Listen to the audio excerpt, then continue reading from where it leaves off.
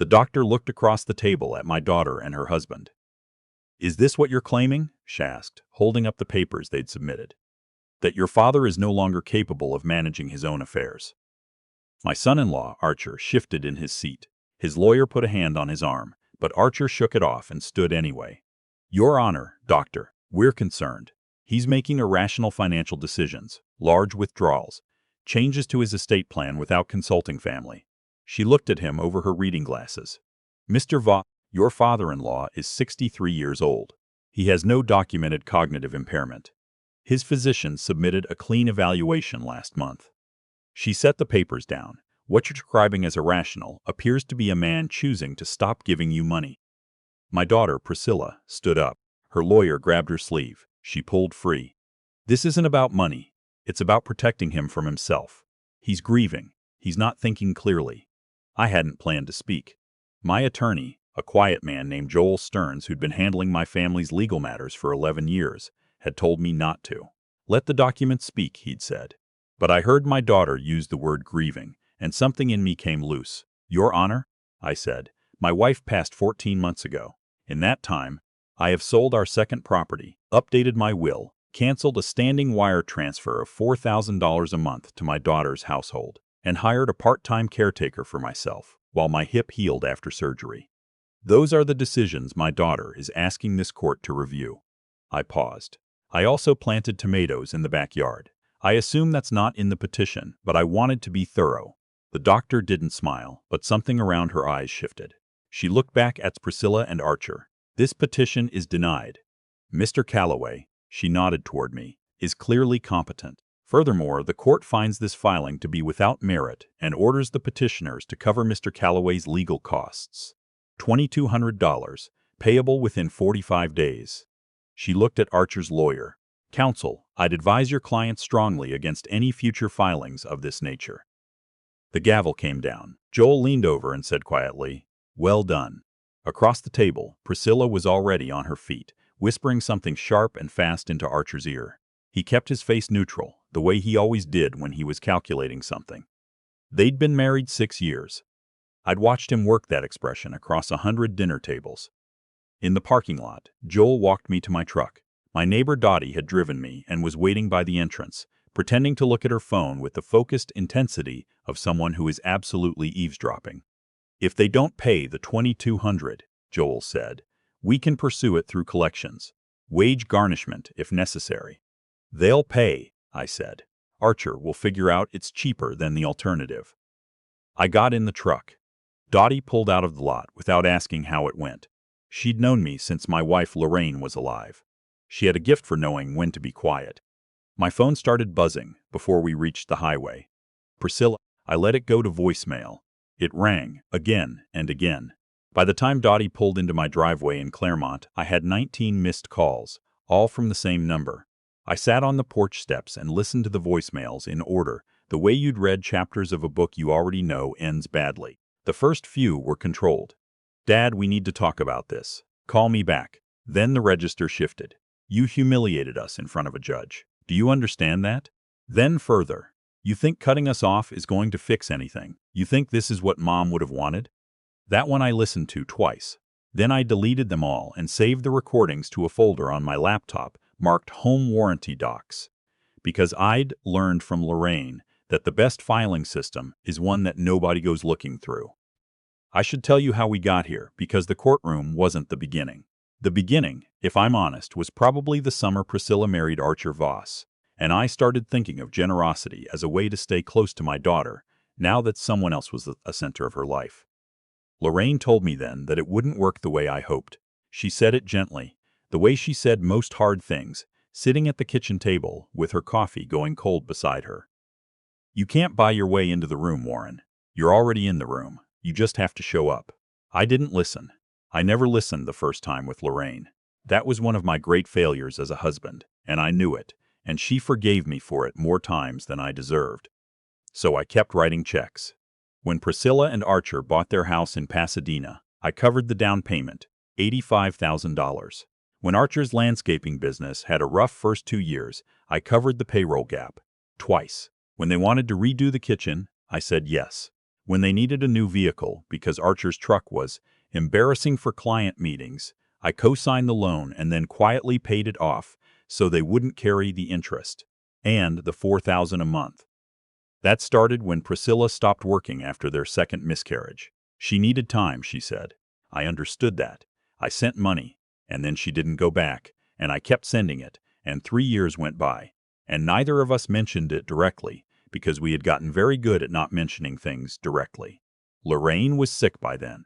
Ovarian cancer, stage 3, diagnosed in the spring of what would turn out to be her last full year, and I was present for most of it. The appointments, the infusions, the nights she couldn't sleep and just wanted the TV on low. But I will not tell you I handled it well. I didn't. I went quiet in the way frightened people go quiet. I paid for things instead of saying things. I called Priscilla the week of Lorraine's first surgery and asked if she could come. She lived 2 hours away. She said she'd try. But Archer had a big installation job that week, and she didn't want to leave him short-handed. I said I understood. I sent another $4,000 at the end of the month. Lorraine came home from that surgery and never asked where Priscilla had been. She had a talent for not making things worse. My wife died on a Tuesday in October with me beside her and a hospice nurse named Greta who hummed old country songs under her breath and seemed to know, without being told, exactly when to stay close and when to give a man room to fall apart. Priscilla came for the funeral. Archer shook my hand and said Lorraine had been a wonderful woman. I thanked him. We stood in my living room eating the food the neighbors had brought, and my daughter and I talked about nothing for 4 hours. And when they left, I sat down in Lorraine's chair and felt the full weight of how much I had been avoiding. I didn't stop the payments right away. I was 62 years old, freshly widowed, and not yet capable of the kind of clarity grief eventually forces on you. I kept sending the $4,000. I let Archer borrow my trailer without asking what for. I said yes to things I should have examined. The hip surgery came in February. I slipped on ice at the end of the driveway. My own fault. I'd been meaning to salt it, and fractured the greater trochanter, which is a piece of the hip that sounds minor and is not. I was in the hospital for 3 days, and then home with a walker and a strict order not to drive for 6 weeks. I called Priscilla from the hospital, not to ask for anything specific, just to tell her what had happened, the way a father calls his daughter when something goes wrong, because that is a reasonable thing to want. She picked up on the 3rd ring. I told her about the ice, the fracture, the surgery. She said, "Oh, Dad." There was a pause. Then she said they were actually in the middle of planning a trip to Cabo, already booked, leaving in 10 days, and she wasn't sure she could rearrange things on such short notice, but she'd talked to Archer. She called back 2 hours later. Archer had checked, and the cancellation fees were significant, and they'd been looking forward to this for months, and she was sure I had good people around me. She asked if Dottie next door could help. I said I was sure I'd figure something out. I lay in that hospital bed for another night, listening to the sounds of a ward that runs all hours. And I thought about Lorraine telling me, "You can't buy your way into the room." And I thought about $85,000 and a truck loan paid off quietly, and $48,000 in monthly payments over the last 3 years, and a daughter who needed to check with her husband before deciding whether to come see her father after hip surgery. I didn't get angry. I got clear. I called Joel from the hospital the next morning and told him I wanted to stop the wire transfer and begin the process of revising my estate plan. He asked if I was sure. I said I'd never been more sure of anything since deciding to propose to Lorraine in 1987. He said he'd get started. The first month without the $4,000, Priscilla called and asked if there'd been a banking error. I told her there hadn't.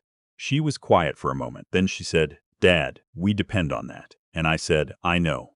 And she said, "What does that mean?" And I said, "It means I know." She hung up. 2 weeks later, Archer called. His voice was the careful, reasonable voice he used with clients when he needed something. He said he'd like to talk through the situation man to man, and maybe they could work something out. I told him I thought we'd already worked something out. I just wasn't participating in it anymore. He hung up too. I hired Greta, the hospice nurse who'd been with Lorraine at the end, as a part-time caretaker for the 6 weeks of my recovery. She came 5 mornings a week, made sure I ate actual food, drove me to physical therapy, and told me blunt stories about her other patients with the casual candor of someone who has spent years in rooms where pretending doesn't help anyone. She was 61 and had a laugh that rattled the windows and a complete inability to let me feel sorry for myself. "You're doing fine," she said one morning, watching me navigate the kitchen with the walker. "The hip's going to be fine. The other thing is going to take longer." "What other thing?" She gave me a look. "The thing where you spent 20 years trying to love your daughter with your checkbook, and now you're figuring out what's left." I didn't have an answer for that. I ate my oatmeal. The petition came in April.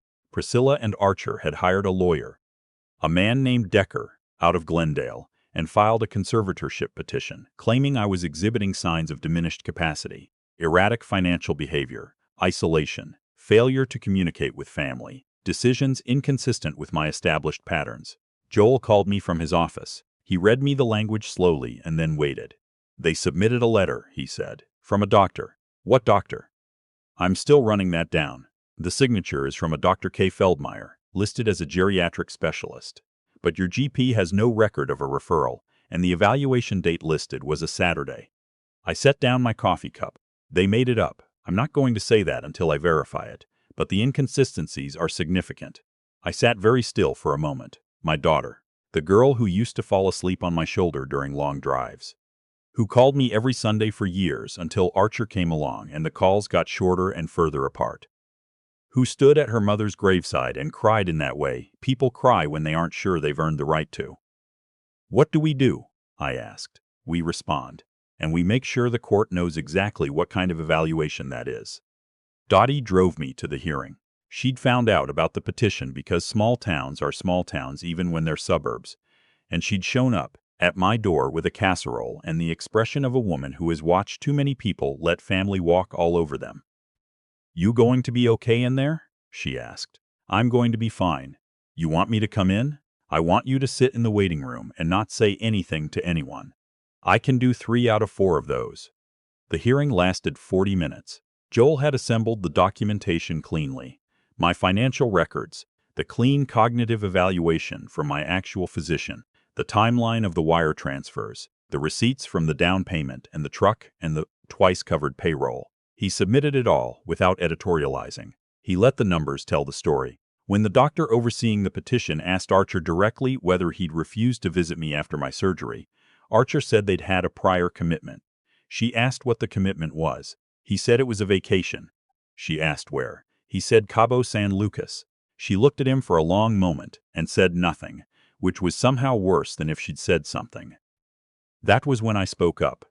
I hadn't planned to, but I'd been listening to Priscilla describe my behavior as erratic, and something in me needed the record to be complete.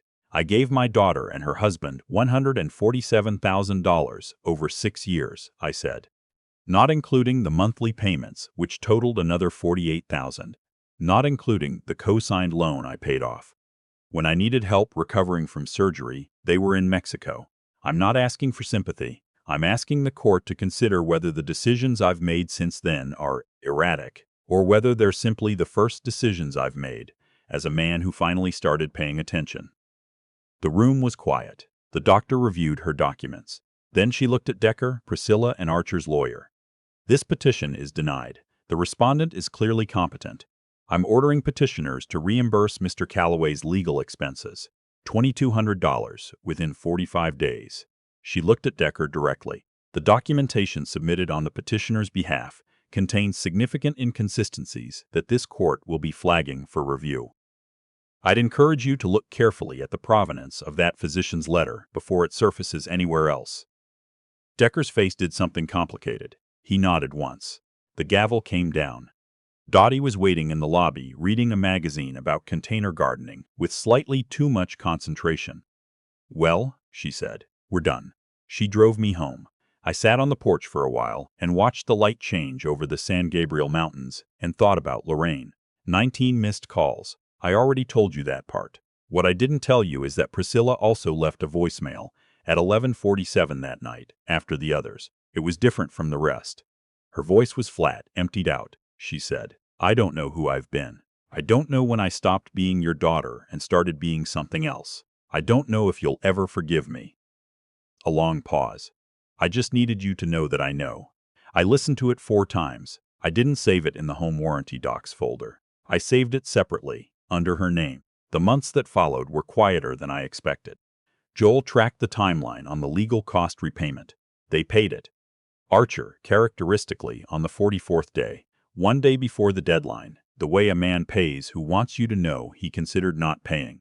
Through channels I won't detail, I learned their finances were worse than I'd understood. Archer's business had taken on debt to cover equipment. A $60,000 skid steer loader, a second truck, a crew expansion he'd made, assuming the $4,000 a month would continue indefinitely. When it stopped, the margins collapsed. He'd been servicing the debt on revenue that assumed a subsidy that no longer existed. I thought about that for a while. I thought about how a business built partly on someone else's money is not really a business. I thought about how I'd known that and written the checks anyway, because it felt like love at the time and only looked like something else in retrospect. Priscilla called once, in June. Not the frantic calls from after the hearing. A regular call on a Sunday the way she used to. She asked how my hip was. I told her it was almost back to normal. She asked if I was still working with Greta. I said Greta had moved on to another patient, but we had coffee sometimes. She asked if I was eating okay. I said I was eating fine. There was a long pause. Then she said, "Dad, I want to say I'm sorry. Not on the phone, if that's okay. I want to say it in person." I told her I'd think about it. She said that was fair. I was in the garage in July, replacing the brake pads on my truck. An old habit, something I'd done myself since I was in my 20s and saw no reason to pay someone else for, when my cell phone rang.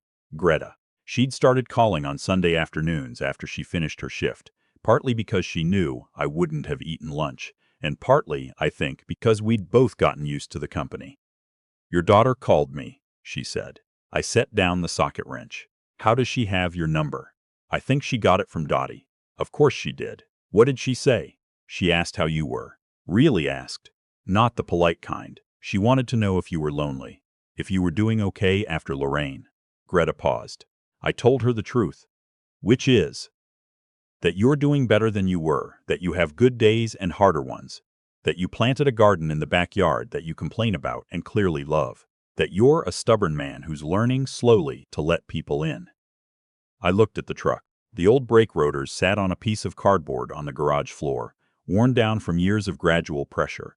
"She said she wants to come see you," Greta said. "Just her, not Archer. She said he's moving out." I hadn't known that.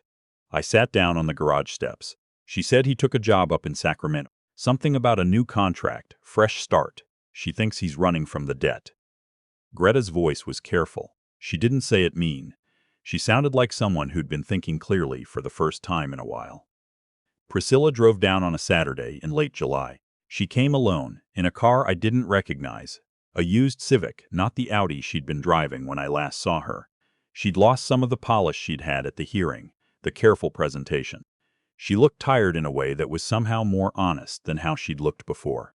We sat at the kitchen table, the same table where Lorraine used to let her coffee go cold, while she said hard things gently. I didn't talk for the first few minutes. I let her start. "I don't know when I stopped fighting for myself," she said. "I don't know when what Archer wanted became the thing I wanted, because for a long time it felt like the same thing." She looked at her hands. "He's very good at making things feel like your idea when they're not." I knew that. I'd watched him work for 6 years. "The petition was his idea," she said. "I went along with it because he convinced me it was the only way to stabilize things, that we'd lose the house otherwise, that you weren't thinking straight and we were actually helping you." She paused. I knew it wasn't right. I knew it the night I signed the paperwork, but I signed it. "Why are you telling me this now?" She looked up. "Because I've been telling myself I went along with it for good reasons, and I'm tired of lying to myself." We sat there for a moment. "I'm not changing the will," I said. "Not yet." She shook her head. "I'm not asking you to. I'm also not going back to the way things were." "I know. But I'm willing to see what things could look like if they were different." I looked at her. "You have to do it because it's right, not because you're hoping I'll reward you for it." "I know that too." She stayed for 3 hours. We had lunch. We talked about her mother, really talked, the way we hadn't since the funeral. She told me about the last year of Lorraine's illness that I hadn't known, small moments Priscilla had been there for that I'd been too deep inside my own fear to see. It helped, somehow, to know that Priscilla had been present in ways I'd missed. When she left, she hugged me at the door. Not the quick shoulder-pad hug of the last several years, the kind that means something. I stood on the porch and watched her drive down the street in the used Civic, and I thought, that's a start. That's not forgiveness. It's not resolution. But it's a beginning, and beginnings count for something. Greta came over that evening with tamales from a place she liked in Pomona. We ate on the porch and watched the hills go dark. "How'd it go?" she asked. "Better than I thought. Not as good as I hoped." That's usually what good looks like. The garden was doing well. The tomatoes had come in heavy that year. Better than I'd expected for a first season in this soil. Lorraine would have had opinions about how I'd staked them. She would have been right. "You know what I keep thinking about?" I said. Greta waited. "I spent 30 years trying to make sure everyone around me was comfortable. My wife, my daughter, my son-in-law I barely liked. And somehow in all of that, I forgot to pay attention to what was actually happening. I looked out at the hills. The accident woke me up. The hip, the surgery. Lying in that hospital bed and waiting for my daughter to come and realizing she wasn't coming. I paused. I needed that. I didn't want it, but I needed it." Greta nodded slowly. "Most people don't get the wake-up until it's too late." I almost didn't either. She raised her glass of iced tea. "To paying attention, then. To paying attention." Archer sent a check for the $2,200 in a plain envelope with no note. The check cleared on a Friday. Joel sent me a text that said simply, "Paid. We're done." I sat with that for a minute, that clean and final sound of something closing. Priscilla started calling on Sundays again. We talked about ordinary things. Her job search. She was interviewing at a nonprofit in Claremont, grant writing. Something she'd studied for in college before Archer's life became her life. Her apartment in Covina, small but hers. A cooking class she'd joined because she needed to be somewhere on Thursday evenings that required nothing from her. I told her about the truck, the garden, a book I was reading about the California missions that Dottie had lent me, and I kept meaning to return but didn't because it was genuinely interesting. Small things. Real things. The kind of conversation I should have been having with my daughter for years. In September, she asked if she could come for Lorraine's birthday. Lorraine would have been 64. I said yes. We went to the cemetery in the morning and stood there for a while without saying much. And then we went to the diner in town that Lorraine had loved because they still made real pie, not the kind from a restaurant supply company. And we ordered coffee and a slice each and talked about her. It was the best afternoon I'd had in 2 years. I'm not going to tell you everything got fixed, because it didn't. There are things Priscilla and I are still working through, conversations we have, and then have to have again, because the first round only gets the surface. There are moments when I hear her say something, and I can tell she's about to retreat into old habits, and I can tell she knows I see it, and we both wait to see which way she goes. Most of the time now, she goes the right way. Archer moved to Sacramento. I don't know much about his life there, and I don't need to. He sent one email, months later, that said he knew things had gotten out of hand, and he was sorry for his part in it. It was a lawyer's apology, technically present, committed to nothing. I read it once and filed it away and haven't thought much about it since. Dottie told me last month that the people who bought the house next door to her have a garden that isn't even trying, and asked if I'd help them with their soil situation. I spent 2 Saturday mornings over there with a pH meter and a bag of lime, and by the end of it, I had 2 new neighbors and a standing invitation to dinner. Lorraine would have said, "You see, you were already in the room, you just had to show up." She was right. She was almost always right. I just needed more time than she would have liked to figure it out.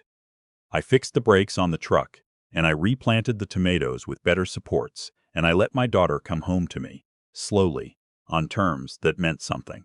I stopped being someone's financial resource and started being a person again, fallible, present, paying attention. That's not revenge, exactly. It's something quieter than that. It's what's left when you stop letting people decide what you're worth.